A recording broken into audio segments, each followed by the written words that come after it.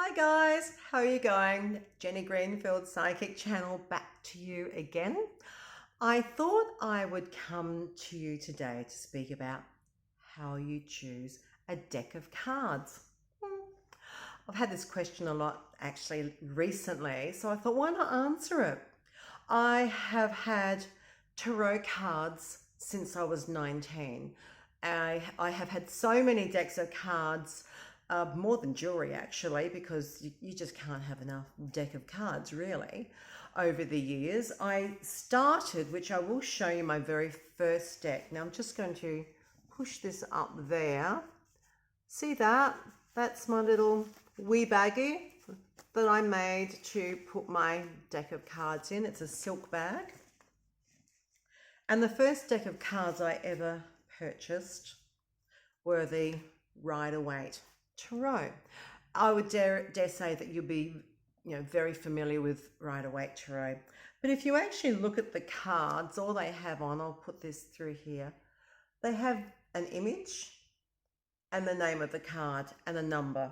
Of course, the number is to do with numerology. The image has a lot of symbology. Just see if you can see that one. That's the Magician card in through there. It has symbology. It's not the easiest of cards deck to work with, really, because getting to know what the symbology means, what the colors mean, what the numerology means, it can be quite difficult. So over the years, I bought oracle cards, I bought many different type of tarot cards, trying to find the solution of just so I could read easier. Okay, I mean, now I barely look at my cards. They're just, when I shuffle my cards, virtually while I'm talking to you, having a reading, I'm putting your energy within the deck. That's all. It's a bit of a secret squirrel magician sort of thing as you're shuffling. Look at my hands, and you're opening up, so your energy is going in within the cards. And I find my cards are just a bit of direction. Simply, that's all they are through there. So getting back to choosing cards, so I purchased that many types of tarot cards, and they were so different, each deck of cards, and they had their little booklet that would come along with the cards and have their basic meaning, because all the tarot decks do have the basic same meaning, but they'll put their, whoever may have made the cards will put their own additional meanings in there as well, and it can become more confusing. So I say one thing with the tarot: if you know the story of the tarot and the story of the major arcana cards which are in the deck, and the stories of the four minor arcana cards, that makes it a lot easier. I'll do that in another video. So how did I choose this deck? This is my favorite. This is my Doreen Virtue and Radley Valentine Angel Tarot. Of course, it's as usual. I just saw a deck and I wanted to buy it.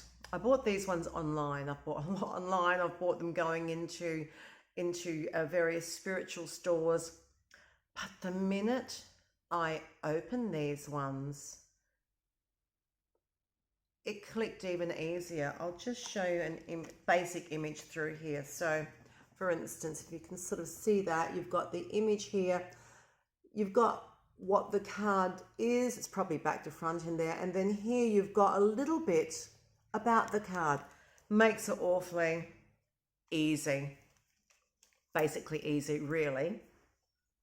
So I say when you want a deck of cards, of course you'll be attracted to the colors, maybe how big the cards are.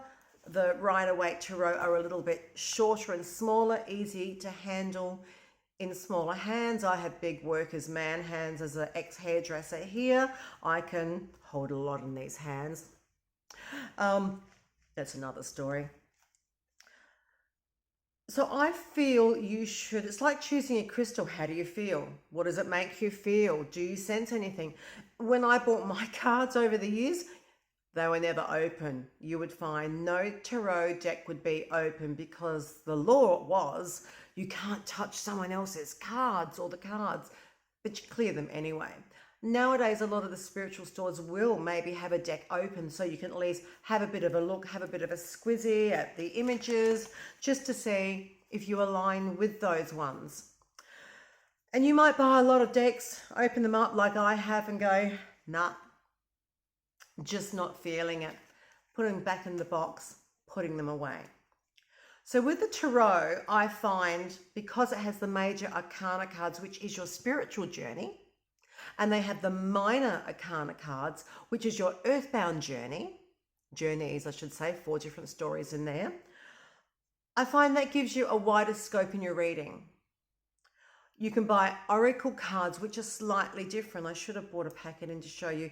You can look online. There's so many out there. Once again, they might have a title of what they are. They'll have a booklet that comes along with them.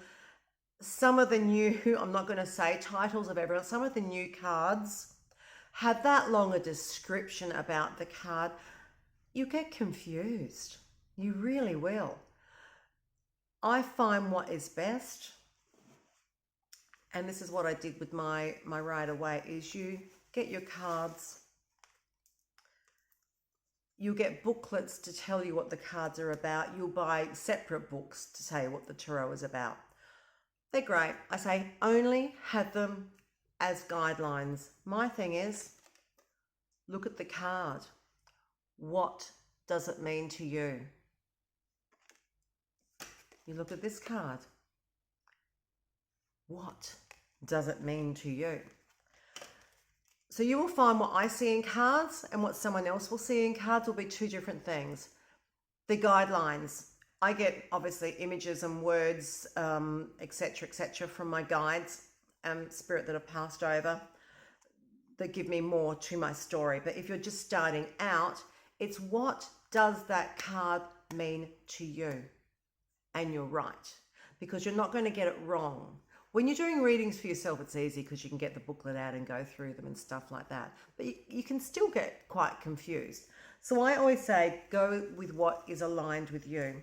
When I do readings, I use my Angel Tarot deck. And I also get my client to choose 2 other decks. I have out 7 other decks. And I explain what the decks are about. And then I get my client to choose 2 sets to go with my Angel Tarot. I usually do a 9-card reading. So 3 with the Tarot, 3 with one deck, 3 with another deck. So it gives you a bit of a story and a pattern usually. I find oracle cards are more to do with your earthbound journey rather than your spiritual journey. But in a roundabout way, because we're a spirit having an earthly experience, it's still spiritual really. Okay? And then I say with your cards, just don't let them sit in the box. Get them out. Shuffle them while you're watching the TV. I'll talk to you about seasoning your cards in another particular video. But get to know them. Do a quick 1-card reading every day for yourself. Do a quick 3-card reading for yourself. When you have time, go through your cards. Have a look. What does that mean to you? What does that mean to you? Really quickly, by the way, what does that mean to you? And the reason I'm doing this is because to start off with, you're just wanting to visualize the colors, you're wanting to visualize what's on there, but it's just quick. You're going through every single card and you're just getting familiar with them. And eventually over time, you will get used to what each of them mean to you. All right, so I hope I've been a little bit helpful about how to choose a set of oracle cards. Another one is, excuse me, another one quickly is you'll pick up a deck and it'll just feel right, like this deck did when I opened it. I had a look at a few cards and I went, oh my God, yes.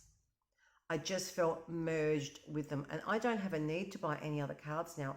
I think I sold off 15 decks recently. I have bought some more though, because I'm a serial card buyer. Shh. I just like them. I call them my pretties. And I never know if I'll find another deck, but I have my basics that I always work with because that's what I feel linked with. That's where my guides feel linked with. And my readings just come out so bright, breezy, and easy. Okay? So you can even hold them to your heart space. What does it feel like? Does it feel right for you? And then take them home and work with them. All right? So I hope I've been helpful. I will be back on here again soon. Nice chatting with you. Bye for now.